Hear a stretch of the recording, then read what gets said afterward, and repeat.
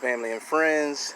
Janice is doing a little deadheading on these calibrachoas, which you really don't have to do, but she's getting the plant neat and pretty to be potted up.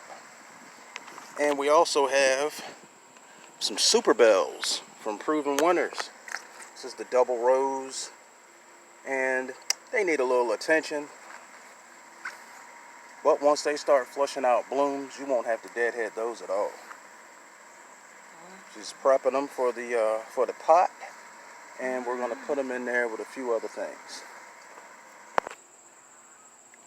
We have these nice blue pots with the glaze finish on them, but guess what? They're plastic.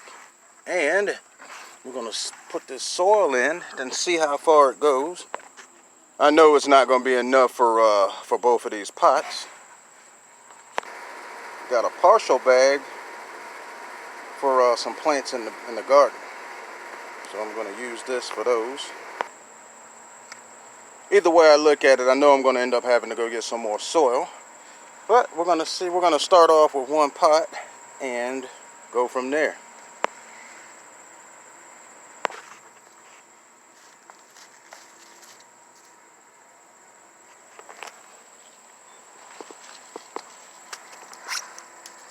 A little maintenance on these plants goes a long way.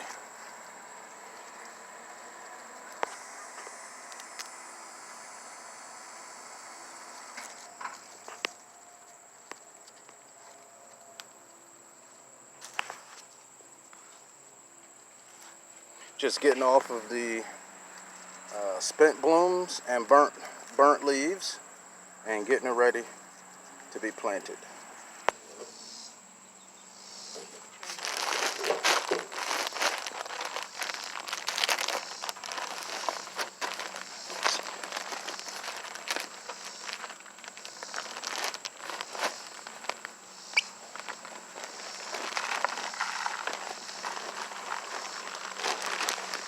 Oh, almost too much.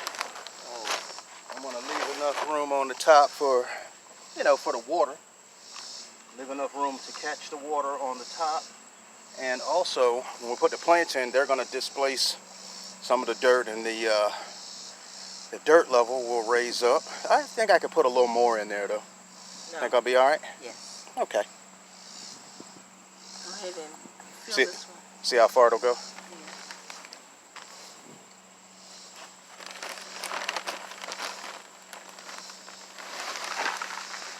I use my partial bag in the garden. I dump little piles around in each area that the plants are going to be. So the partial bag is already used.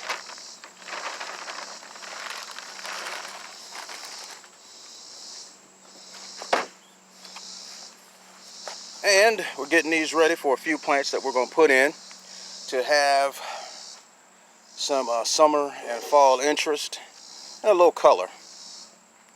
And we're going to have some different textures in here, different leaf sides and flower shapes. So we're going to start off with the Dipladenia, which is going to either be in the center or to one side of the pot. Now if your pot is only being seen from 3 sides, you can put your plant for height toward the back, and that will give you the rest of the pot, will give you more room to plant other things. Okay.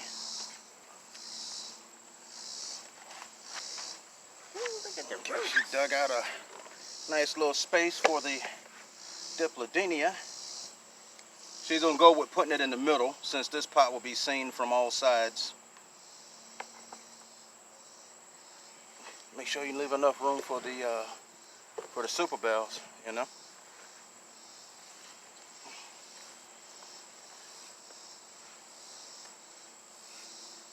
Thought you said we were going to put it in the center. No, to the side.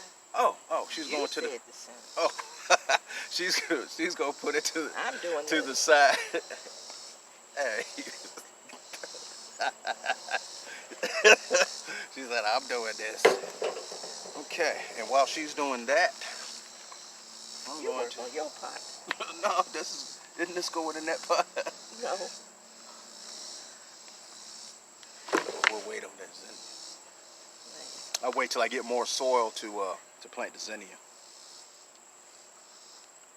I still think you could put a couple zinnia in there with that Super Bell though. What do you think? No. Okay. She said no. All right. This is Saturday morning.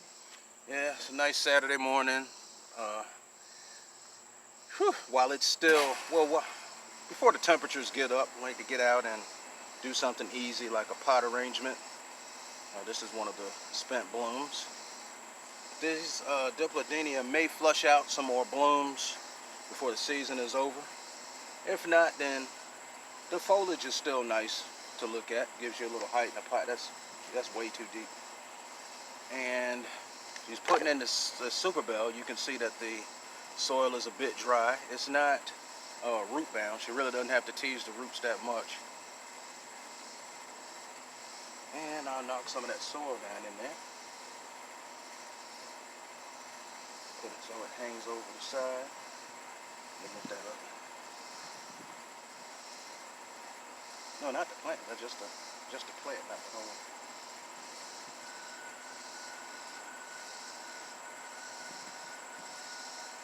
Are you putting both of those in there? No. Oh, okay. That's good right there. I'm gonna put a little bit more soil in. Not much, just a little bit. Okay. You can put that on the other side. And when you put these, when we plant them, we want the top of the root ball right at the soil level, so that the plant's not planted too deep and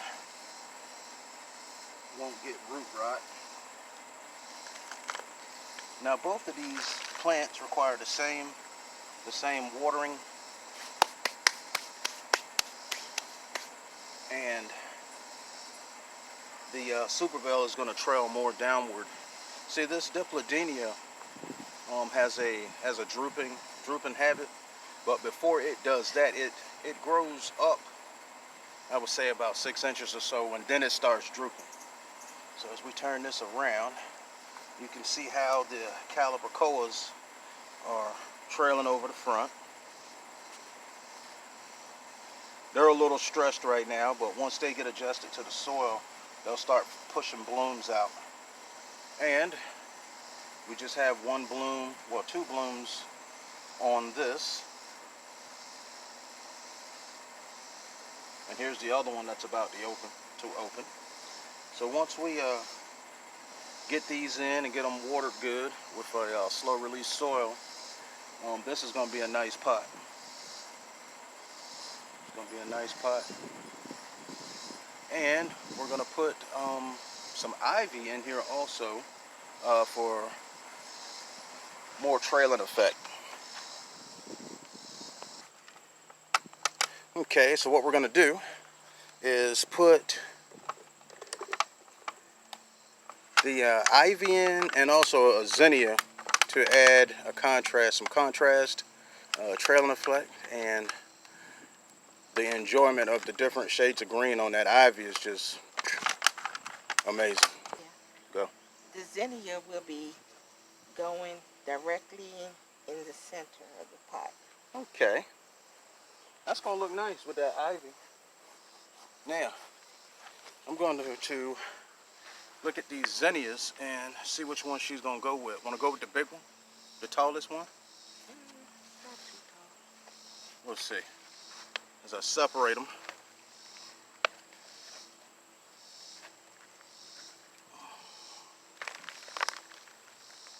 As I gently separate, I separate them when they are far enough apart to where they're not disturbing the other one's roots. You'll hear some noises, but actually that's just the roots pulling away from the soil.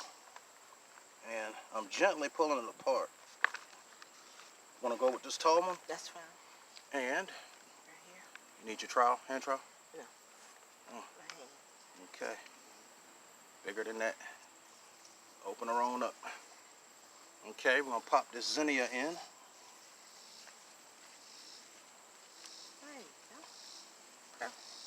Okay.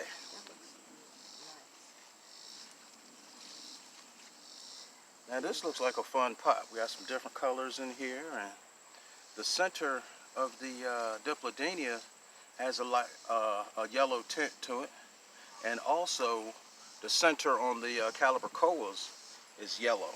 So it all pulls together with the zinnia, and we have the different leaf textures.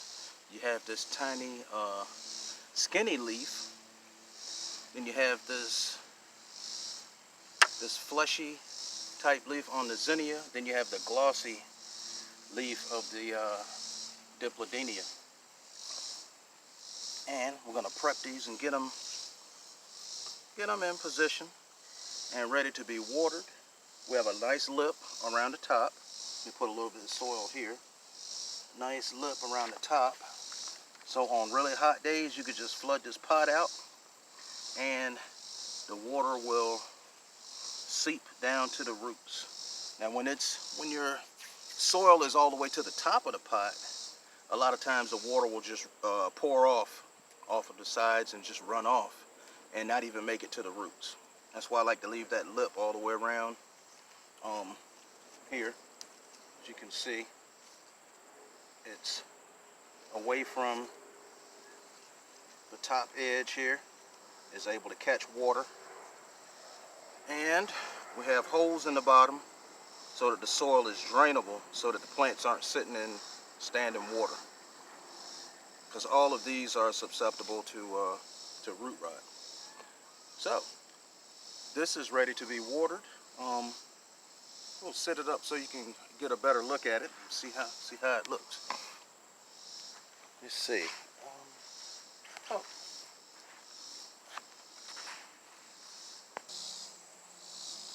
And for climate effect, you can always put a trellis in the Dipladenia plant. Oh, okay. Yeah, Janice said you can always use a trellis for climate effect on that Dipladenia. Where we have the height in there, the fluff, and the trail, which is the thriller, it's the height,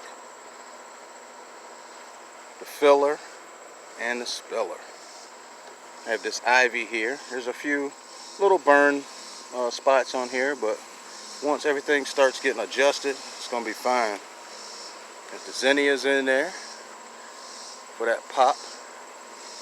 The Calibrachoa, they'll just draw you in, because they have that yellow center there. And the Dipladenia. This pot looks fun. We'll give you updates on it, let you know how it's doing. And thanks for watching. Hit the subscribe button so that you know when the videos, and the notification bell when you'll know when they're posted. Enjoy your day.